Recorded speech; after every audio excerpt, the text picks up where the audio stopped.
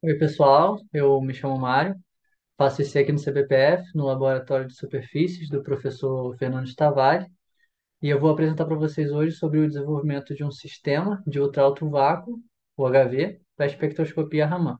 Lá no laboratório, então, eu recebi orientações do professor Fernando Tavares, ajuda com a parte da espectroscopia Raman da doutora Ludiane Lima, minha co-orientadora, e ajuda na instrumentação para vácuo com o mestrando Guilherme Félix.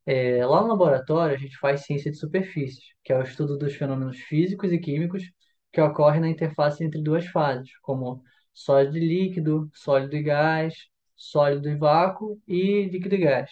O estudo dessa ciência é muito importante para o desenvolvimento de novos materiais que vão parar, por exemplo, na indústria de catalisadores e na indústria de eletrônicos. Também para o melhoramento de tecnologias e processos, como na extração de petróleo e também na mineração. Bom, a espectroscopia Raman, ela é uma técnica que utiliza lasers, quase como está aqui na imagem, para a gente medir modificações estruturais nos materiais, e ela é uma espectroscopia, né, uma análise não destrutiva.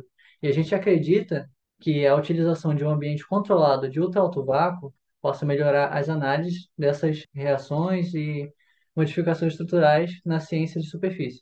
Bom, a espectroscopia Raman, então, ela funciona da seguinte forma: a gente vai emitir luz numa amostra por meio de uso de um laser, e na maioria das vezes essa luz pode ser espalhada, e se ela não tem uma modificação no seu comprimento de onda, apenas na direção, né, da direção da incidência, ela vai ser então o que a gente chama de espalhamento Rayleigh, que é o mais comum. Porém, em 1% das vezes, de alguma forma, as vibrações de rede dos materiais que são causadas pelos modos de vibração das moléculas, como a gente pode ver aqui, ou roubam energia ou doam energia para esse feixe de luz incidente do laser, né? Quando a gente tem o primeiro caso, que é quando o material rouba a energia do feixe incidente, ele aumenta o comprimento de onda, né? Porque maior comprimento de onda quer dizer menor energia. E a gente tem o que é chamado de espalhamento Raman-Stokes, que a gente pode observar aqui, o comprimento de onda maior. No caso contrário, né, quando de alguma forma o material doa energia para o feixe de luz do laser, ele tem então o espalhamento Raman anti-Stokes, que a gente pode observar aqui com comprimentos de ondas menores, que tem mais energia, né? No geral, a gente observa que o Raman anti-Stokes tem uma intensidade muito baixa e a intensidade do laser é muito alta. Então, para a gente conseguir observar alguma informação estrutural que são dadas por esses deslocamentos Raman aqui, esses picos, a gente consegue então botar um filtro que barra todo o comprimento de onda menor do que um certo valor, que geralmente aqui, inclusive, o que está representado é o 488, que é o laser azul que a gente usa no nosso laboratório. E que tipo de informações a gente pode obter, então, dessas bandas, né, nesses espectros? A gente pode, por exemplo, estimar a espessura de filmes finos por meio de calibrações com a intensidade. A intensidade do espalhamento Raman depende da quantidade das vibrações, né, da estrutura dos nossos materiais. Então, quanto mais material, maior a intensidade. Quanto menos material, menor a intensidade. Se você fizer uma calibração no seu filme fino, é possível você estimar, com espessuras conhecidas, as espessuras de filmes de espessuras desconhecidas. Outra coisa que a gente pode ver, né, é a estrutura do nosso material. Por exemplo, em filmes nanométricos, né, de grafeno, você consegue determinar mais ou menos a quantidade de camadas nesse material por meio não só da diminuição da intensidade, com essa diminuição de camadas, né, como eu comentei, mas também pela modificação nessas bandas que a gente observa nos espectros, como esse deslocamento para cá e o sumiço mesmo de algumas bandas. Isso por conta de que quando você tem o grafeno sozinho, ele tem uma certa vibração. Quando ele está empilhado, você tem vibrações diferentes e, portanto, deslocamentos Ramãs, picos diferentes.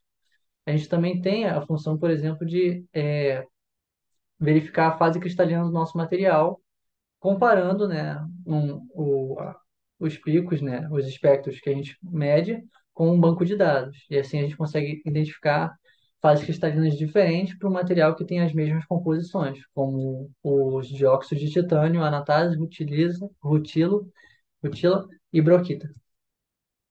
Então, no nosso laboratório de superfícies, o Raman é muito utilizado para a identificação dessas fases cristalinas, determinação da composição dos materiais e da sua estrutura molecular, além também dessa determinação da espessura dos filmes finos.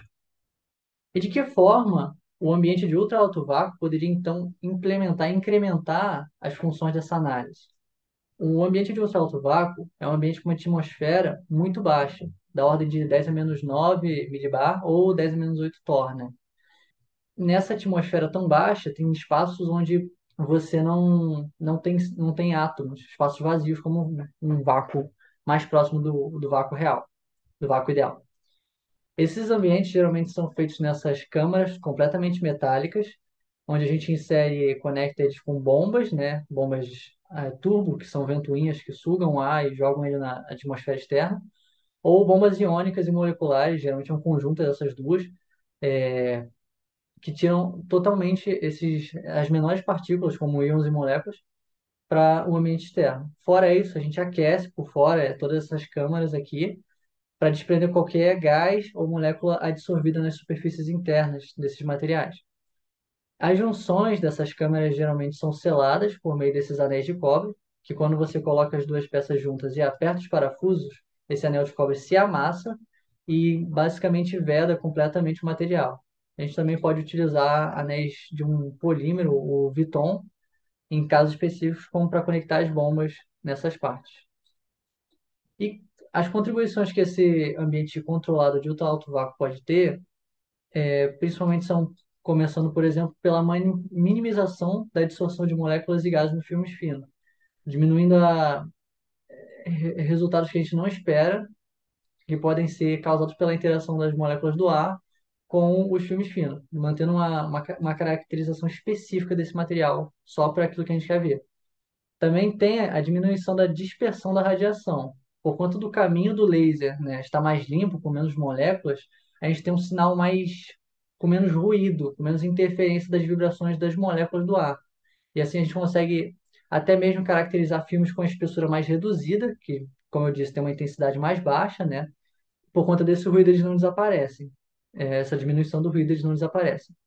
Além disso, a gente está desenvolvendo um porta-amostras cerâmico que é capaz de aquecer e de resfriar a amostra para a gente ver as interações num ambiente mais parecido com o real, como altas temperaturas em ambientes de catálise ou até baixas temperaturas para supercondutividade. E a gente consegue, então, investigar essas reações e mudanças nas interfaces e analisar filmes, até mesmo filmes finos sensíveis, como filmes finos fotossensíveis, né, que se degradam pela luz, ou que são facilmente oxidados pelo ambiente. E então, qual é o design geral dessa câmara de ultra alto vácuo para análise de Raman? Bom, eu queria começar pensando duas coisas. Ou a gente pode fazer toda a espectroscopia Raman dentro do ultra alto vácuo, ou a gente pode colocar o Raman por fora e emitir um laser que vai atingir a amostra lá dentro. Essa segunda é a que a gente escolheu porque ela é mais fácil de montar e menos custosa, precisa de menos equipamentos. Porém, ela também tem suas desvantagens, que é a perda da intensidade, já que o laser vai ter que passar por uma janela e também pelo ambiente externo, né? Então aqui está representado o nosso laser, que emite o feixe em direção a uma lente objetiva que vai focalizar esse laser na amostra, que passa por uma janela, né, até essa câmara de análise. Quando ele atinge o material, uma certa quantidade de luz volta nessa lente objetiva, que focaliza de novo esse feixe até atingir esse material que é o chamado beam splitter, que ele tem uma função de que quando o feixe vai numa direção, ele funciona de uma forma, e quando ele volta, ele consegue desviar esse laser para, por exemplo, uma câmara CCD que vai detectar e fazer os gráficos que a gente observou nessa direção. Mas comentando agora sobre o corpo principal da câmara de análise, da câmara de vácuo em si, a gente precisa de algumas coisas. A câmara principal tem que ter pelo menos quatro conexões, mas idealmente ela teria que ter de 5 a 6. Uma delas seria para o manipulador, que vai fazer a amostra seguir na direção da câmara de análise e voltar, né? A outra seria, então, para conectar a bomba de vácuo. Uma outra ainda para a janela e para a câmara de análise em si. Eu disse idealmente de 5 a 6 porque seria bom se tivesse outras conexões sobrando para você integrar o sistema, por exemplo, numa câmara de preparação de amostras, né? Para você não ter que pegar a sua amostra e deixá-la em contato com ar, ou conectar mesmo com outros sistemas e fazer uma análise mais integrada com outros tipos de espectroscopia e outras análises.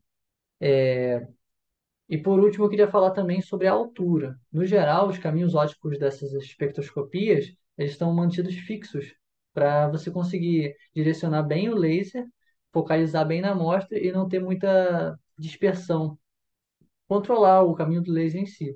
Para isso, a gente mantém uma altura fixa, né? E por conta disso, essa altura da câmara de análise também tem que ser mantida fixa. E para isso, a gente está ajustando um suporte com uma altura modificável para fazer esse ajuste fino e manter sempre o feixe do laser diretamente no centro da janela da câmara de análise.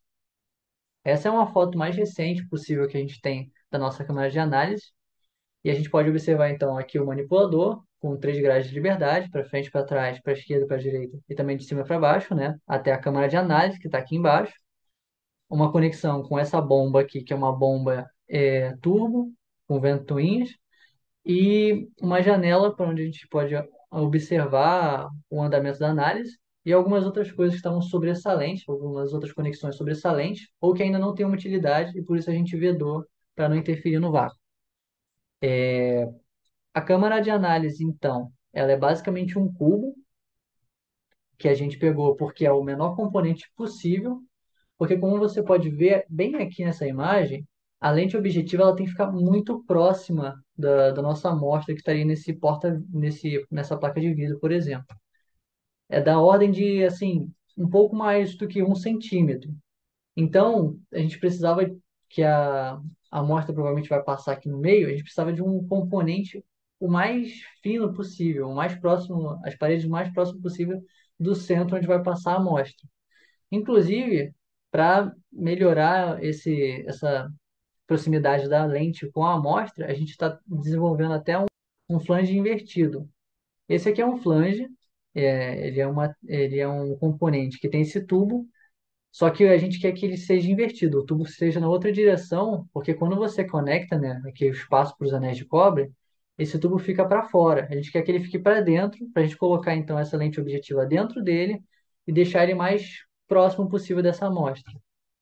Aqui tem uma outra imagem onde a gente pode observar melhor a câmara de análise com a conexão para o flange invertido e também o corpo principal, onde a gente vai colocar essa ideia de suporte, né, que é um bastão que ele conecta nesse espaço para a rosca aqui, e na outra ponta dele ficaria então um parafuso onde a gente pode ajustar a altura da câmara, igual naqueles pés de geladeira, onde você vai rodando, ele aumenta ou abaixa a altura.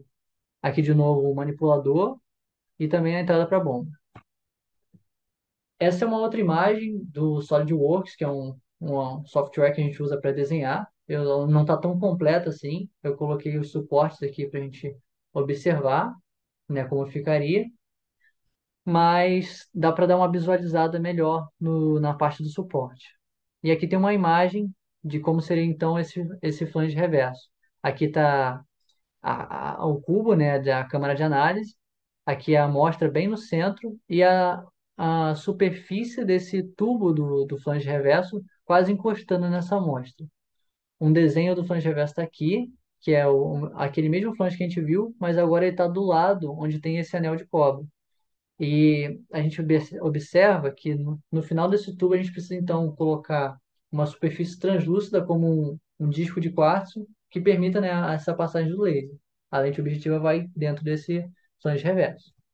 Para essa última parte que eu falei do disco de quartzo, a gente conseguiu importar da Alemanha esse flange invertido, mas ele veio sem essa parte da janela. Para conseguir fazer isso, a gente desenvolveu, né, bolou uma ideia então de usar uma cola específica para ultra alto vácuo, que é uma cola epóxi, que quando você deixa um certo tempo com a resina e o curador, ela então, né, uns 3 dias, ela cura e endurece, e é específica para vácuo. E a gente colaria então esse disco de quartzo, que chegou recentemente, de São Paulo, nessa superfície. A gente já não conseguiu ainda testar, fazer esse flange reverso, mas a gente já testou essa tecnologia, onde a gente pegou um material que tinha um buraco e colocou uma placa de vidro lá e a sacola torcil e verificou que ele chegou em pressões baixas de até 10 a menos 8 milibar.